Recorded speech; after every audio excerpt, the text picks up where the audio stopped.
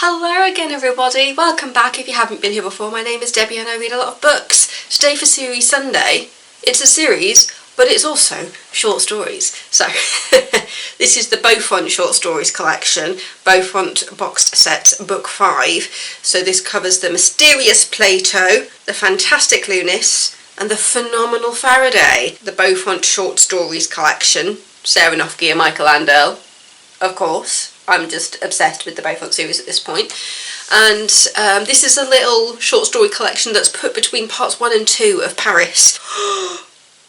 As I just have a proper look at the phenomenal Faraday cover. Oh, I need to get a bigger version of that. Look at the little squirrel!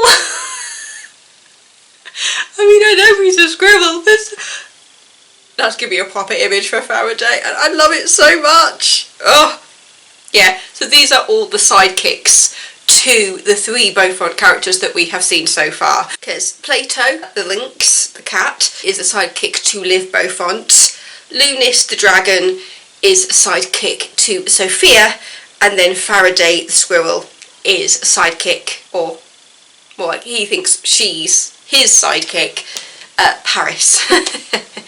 So in this book you see them together working on their own little side mission without their human counterparts. I have to say that loosely for Faraday because Faraday was once a human. A science experiment gone right, as Faraday says in the book. So they are in a hotel bar being served drinks, and just the idea of a dragon, a squirrel and a lynx being served drinks in a hotel bar is just hilarious to me. And so they say that it was just like this, they're talking about this event as it's happened, and then it starts off with the lynx going, well, 3 days ago, ... And each section starts with each of them saying, well, 3 days ago, this is where I was. So it starts off with Plato and Liv apparently having a holiday, a vacation of sorts, on a beach in Tortugas Locos. Apologies if I've pronounced that wrong. A tourist destination in the south of Mexico. But yes, so Liv, being quite rich at this point, she gets them the resort to themselves.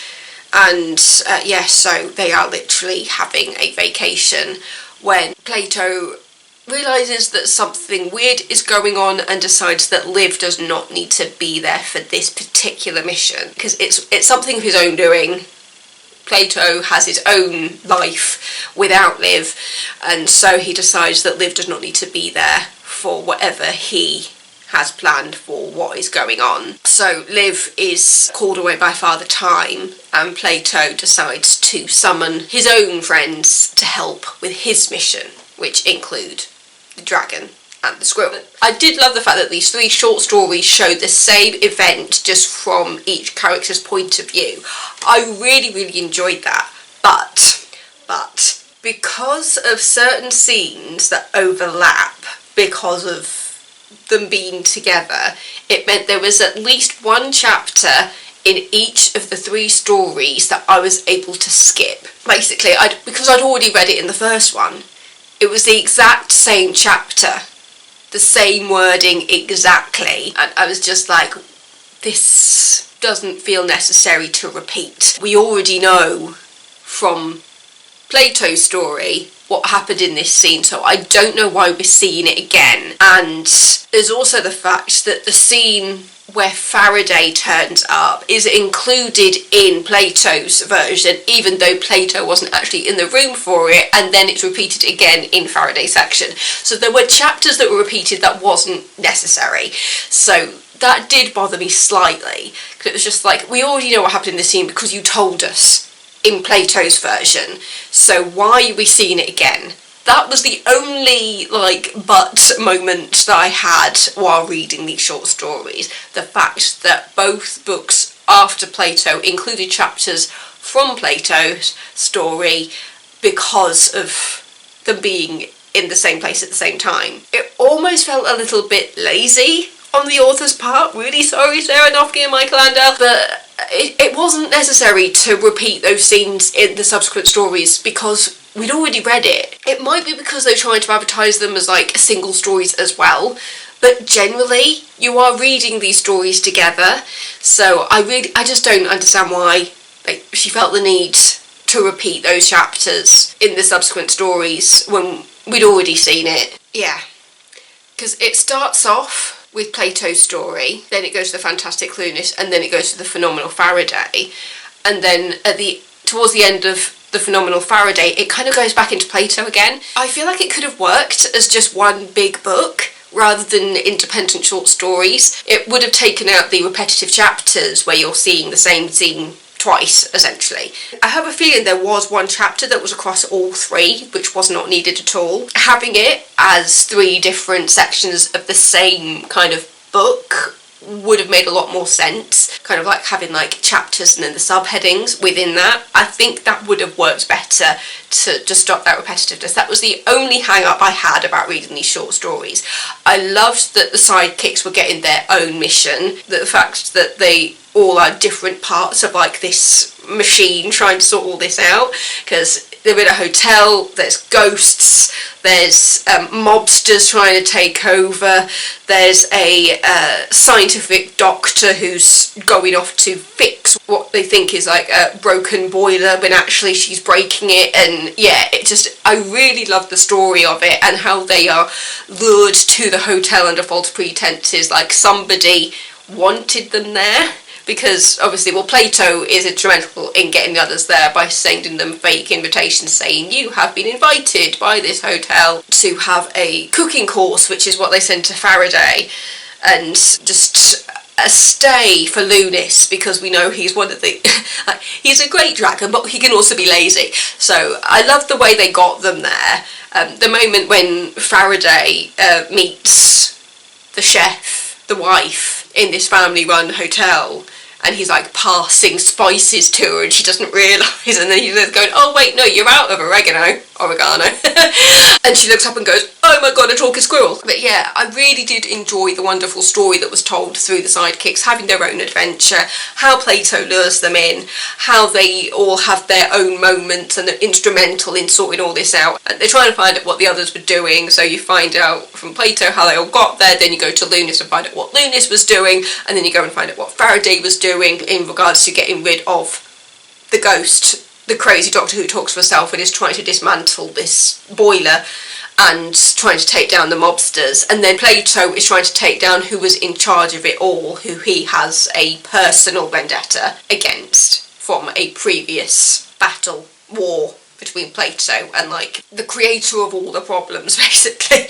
So I really enjoyed the story. I just thought that the repeated chapters just weren't necessary. I did see somebody saying that one of the short stories was taken from one of the other books, and it was just like, I don't remember this in any of them, so I wonder if they were just wording badly the repetitiveness of those chapters, because it was taken from Plato's section at the beginning only to come back to Plato at the end. Trying to understand the mentality behind that particular review. Are these short stories extracted from the original sections? So like, I was just thinking, is Plato's short story taken from the Live books? Is Lunis' short story taken from the Sophia books? But no, because at that point I didn't even know that Faraday existed when I first downloaded these short stories. So yeah, that theory came from a review that obviously did not understand what they were reading, because it very much focuses this one story that they're all involved in and have managed to keep their human counterparts away. It's very quick to read. Altogether, the three short stories come to 203 pages, and the chapters aren't particularly long either. So yeah, it just makes it nice and easy to read. Mysterious Plato is 22 chapters and also has author notes and from Sarah and Michael at the end of each section. The Fantastic Lunis is 13 chapters and the Phenomenal Faraday is 23, and then it's also got author notes, acknowledgements, and a little advertising of the unconventional Agent Beaufont, which is the next part of the Paris books. So I enjoyed it. I'm so glad I got a zoom in on Faraday, because just a little squirrel. I really like squirrels. My dad just calls them rats with good PR. But yeah, so you've got like a proper picture of Plato, the lynx. He's just a big black and white cat. He's just a big black and white cat. And then obviously we've seen loads of pictures of Lunis over the Sophia books. Just really enjoy it. I love how they bring all their special skills together to try and fix the problems, and how they introduce themselves to this family that runs this haunted hotel, and how instrumental Plato is in making sure his friends are there to help, but also making sure that the human counterparts do technically get a holiday, because I think Plato just sits there thinking, Liv is not going to get a holiday if she stays here, she's better off going off somewhere else, because this isn't going to be a holiday for her, because we've got a ghost going on, we've got this person here who's like instrumental in organising what is happening out here, and you've got the mobsters, and yeah. I'm not going to spoil it too much in regards to the story, but you basically see all three of them cooperating with this family to take down whatever the hell is happening at this hotel in Mexico. And the hotel that this all takes part in is Hotel Laguna Maldita. I do not speak Spanish, so bear with me on pronunciation. Love the story, love the cooperation of the three together, and Plato like bossing everybody about. Just those repeated chapters just weren't necessary. Was she trying to hit a word count? I don't know. Is it possible that she could have done a slight variation on the wording of that chapter without like copying and pasting it across all three books? Yeah. That was the only hang-up I had about these short stories, just the fact that chapters were repeated in all of them. Because it was also overlapping when they were back in the hotel at the end of it, when they're having the drinks. There were repetitions of that through the end and beginnings of each story. Ultimately, I think I'd give it like a 4 out of 5 if I had to like rate it. It would have gotten 5 if it wasn't for the repetition. The Beaufont short stories collection with the Mysterious Plato, the fantastic Lunis, and the phenomenal Faraday. There we go. So thank you so much for watching. Don't forget to subscribe, and I will see you on Wednesday with another video. Stay safe, everybody. Love you all. Bye!